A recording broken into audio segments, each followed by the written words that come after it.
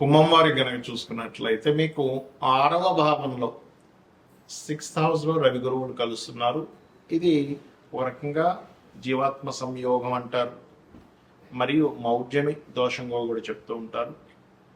మరి ఈ యొక్క గ్రహస్థితి 6వ భావంలో ఉన్నందుకు మీరు తీసుకోవాల్సిన జాగ్రత్తలు ఏమిటి? మీ పర్సనల్ చార్ట్లో కనుక రవి ద్వారా ఏదైనా గ్రహం అస్తంగత్వ దోషంలోకి వెళ్ళినట్లయితే దానివల్ల కలిగే ఫలితాలు ఏమిటి, ఏ దేవతారాధన చేయాలి, ఎటువంటి విషయాల పట్ల మీరు జాగ్రత్తగా ఉండాలి అనేటువంటి అంశాలు చెప్తుంది నేనైనప్పటికీ చెప్పిస్తుంది సాక్షాత్ లలిత అమ్మవారిగా భావిస్తూ ఆ లలితాంబిక అమ్మవారి యొక్క అనుగ్రహం మీకు పరిపూర్ణంగా కలగాలని మనస్ఫూర్తిగా కోరుకుంటూ, ఇక్కడ ఏంటంటే ఈ యొక్క గ్రహం ఎప్పుడైతే 6వ స్థానంలో ఉందో అది కూడా ధనాధిపతి లాభాధిపతి 6వ స్థానం అంటే ఏదో లాభం వస్తుంది అనే భావనతో ఒక్కోసారి మనం అప్పు చేసి మరి ఆ యొక్క లాభం వస్తుంది కదా అనే ఇంట్రెస్ట్ కలిగి ఉంటాం.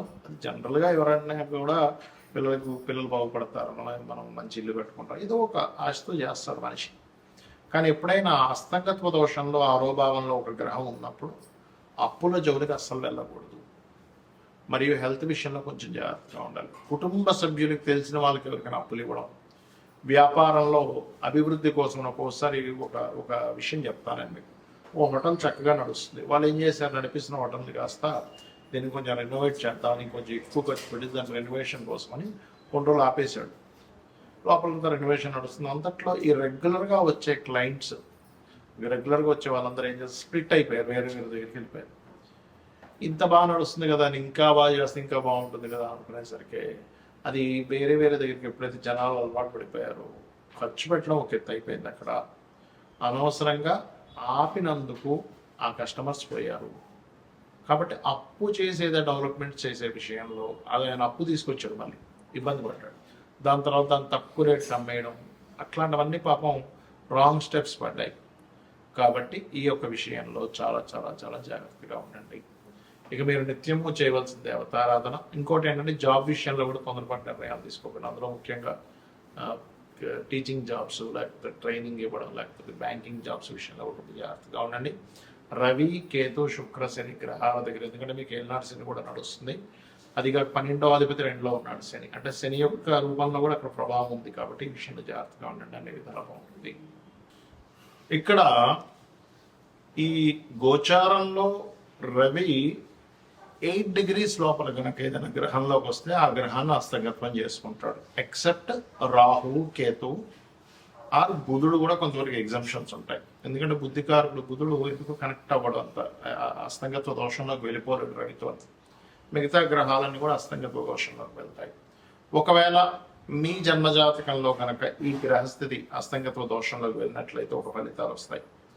గోచారంలో సహజంగా ఇప్పుడు దీన్ని మౌఢ్యమి అని కూడా అంటూ ఉంటారు. మౌఢ్యమి సమయంలో ఏంటంటే గృహ ప్రవేశాలు, గృహ నిర్మాణాలు, వివాహాలు, లేకపోతే ఏదైనా కొత్తగా ఏదైనా పని, ఒక ఆఫీస్ పెడుతున్నాం, ఇటువంటివి చెయ్యరు సర్వసాధారణంగా. ఇంకా రెగ్యులర్గా పాటించేటువంటి, ఇప్పుడు రెగ్యులర్గా జాబ్ మారాలి, దానికి మౌఢ్యమితో సంబంధం లేదు, గుర్తుపెట్టుకోండి. కాబట్టి ఆల్రెడీ కన్స్ట్రక్షన్ నడుస్తున్నప్పుడు మీరు మధ్యలో మౌఢ్యమే నడుస్తుంది కదా అని ఆపాల్సిన పని లేదు. సో ఇవి ప్రధానంగా గుర్తుపెట్టుకోండి. అయితే ఈ మౌఢ్యమే యొక్క ప్రభావం తగ్గడానికి అందరూ కూడా సూర్య నమస్కారాలు చేసుకోవడం మంచిది. అయితే ఇక్కడ మీ పర్సనల్ చార్ట్లో కనుక మిగతా గ్రహాలు ఏవైనా మౌఢ్యమి దోషంలో ఉంటే ఏమిటి? సర్వసాధారణంగా మౌఢ్యమి దోషంలో మొట్టమొదటిగా మనం చూసుకుంటే చంద్రుడు అమావాస్య సమయంలో రవికి దగ్గరగా ఉంటాడు. అమావాస్యకి దగ్గరలో పుట్టినటువంటి వారు ఎవరైనా సరే స్వయం పాకం మీరు ప్రతి అమావాస్యకి పెద్దల కోసం, పితృదేవతల కోసం ఎంత స్వయం పాకం ఇస్తుంటే మీ లైఫ్ అంత బ్రైట్గా తయారవుతుంది. మానసిక రుగ్మతలు కూడా తగ్గుతాయి. ఎందుకంటే చంద్రమా మనసోజాత అంటారు. కాబట్టి చంద్రుడికి సంబంధించినటువంటి ఆ బలం అనేటువంటిది పెరగడం జరుగుతుంది. ఇక రెండవది, కొన్నిసార్లు కుజుడు చాలా క్లోజ్ కంజంక్షన్లో ఉంటాడు. అయితే కుజుడు రవి కలిసి ఉన్నప్పుడు ఏంటంటే సర్వసాధారణంగా కొంచెం హైపర్గా ఉండడం, మనుషులు ఇట్లాంటివి జరుగుతూ ఉంటాయి. కాకపోతే ఈ కుజుడు ఎవరికైనా రవికి చాలా దగ్గర డిగ్రీల్లో 8 డిగ్రీల లోపల కనుక ఉన్నట్లయితే మీరు ఏదైనా పొలాలు కానీ, స్థలాలు కానీ, ఏదైనా మిషనరీస్ కానీ కొనుగోలు చేసేటప్పుడు కొంచెం ఆ రవి మహాదశలు కానీ, కుజుడు మహాదశలు కానీ, రవి కుజ అంతర్దశలు కానీ జరిగేటప్పుడు ఎట్టి పరిస్థితుల్లో తీసుకోకూడదు. అందులో ప్రత్యేకంగా మీకు ఇది 4వ భావ సంబంధం వస్తే మరిది జాగ్రత్తగా ఉండాలి. ఎందుకంటే 4వ భావంలో ఏదైనా గ్రహం కంబస్ట్ అయినా కూడా ఆ పర్టికులర్ మహాదశలు అంతర్దశలు వచ్చేటప్పుడు ప్రాపర్టీస్ తీసుకోవడము. అయితే ఇక్కడ గ్రహం బట్టి కూడా ఉంటుంది. ఇప్పుడు చతుర్థ స్థానంలో బుధుడు కంబస్ట్ అయ్యాడు అంటే బుధుడు పెద్దగా కావడం చెప్పాను. శుక్రుడు అయ్యాడు ఉదాహరణకి, అప్పుడు గృహ నిర్మాణం చేస్తున్నాం, లేదా ఫ్యాషన్ రిలేటెడ్ సంబంధించింది ఏదైనా మీరు కోర్స్ చేస్తున్నారు, అది అప్పుడు ఇబ్బంది అనమాట. ఆ రకంగా ఒక్కొక్క గ్రహం కనుక చూసుకున్నట్లయితే బుధుడైతే ఎలాగో అవ్వడం చెప్పుకున్నాము. గురువు కనుక కంబస్ట్ అయ్యాడు ఎవరికైనా, అప్పుడు అది పర్టికులర్గా పంచమ స్థానంలో కంబస్ట్ అయ్యాడు. ఆ టైంలో మీరు ఐవీఐలు ఐఓఐలు ఐవీఎఫ్లు ఇలాంటివి చేయించుకుంటున్నారు, సంతానం కాకపోతే చేయించుకుని ఉంటారు చాలామంది.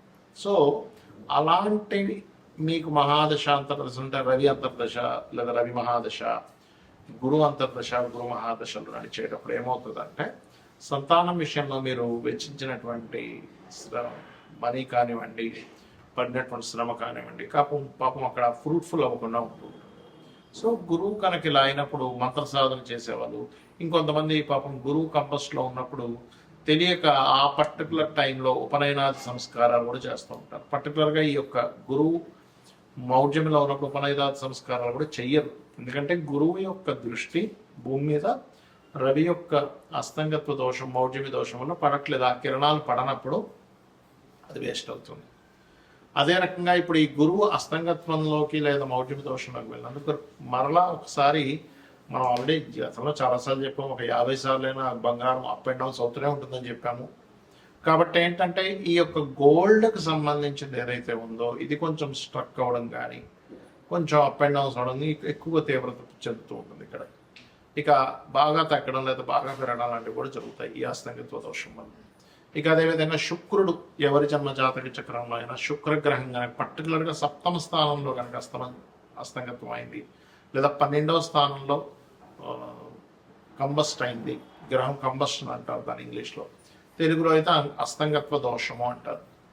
సో ఆ రకంగా ఎవరికైనా శుక్రుడు అయితే పర్టికులర్గా పురుషుడికి అయితేనేమో స్పర్మ్ కౌంటింగ్ తగ్గుతూ ఉంటుంది 12లో అయితే కనుక, లేదా 7మంలో అయినా వివాహం అవ్వడానికి కష్టం అవ్వడము, స్త్రీలకైతే కొంచెం ఎక్కువ జ్వరం రావడము, మరియు అదేవిధంగా వివాహ సంబంధించిన విషయాలు ఇబ్బంది అవ్వడం, ఏదైనా వాహనం కొనుగోలు చేస్తూ ఉంటే పర్టికులర్గా శుక్రుడు 4లో కంబస్ట్ అయితే కనుక వాహనం కొనుగోలు చేసేటప్పుడు లేదా గృహం కొనుగోలు చేసేటప్పుడు చూసుకొని కొనుగోలు చేయాలి. వీలైనంత మట్టుకు వాళ్ళ పేరు మీద వాహనాలు గృహాలు లేకపోవడం మంచిది. ఉదాహరణకు చతుర్థంలో కేతు ఉన్న చతుర్థ స్థానం పాడైనా చతుర్థాధిపతి పాడైనా వాళ్ళ యొక్క జీవితంలో వాళ్ళ పేరు మీద వాహనం కానీ గృహం కానీ తీసుకోకుండా ఉంటే వాళ్ళకి చాలా బాగా కలిసి వస్తుంది. అంటే వాళ్ళ జీవిత భాగస్వామి పేరు మీద వాళ్ళ పిల్లల పేరు మీద తీసుకోవాలి.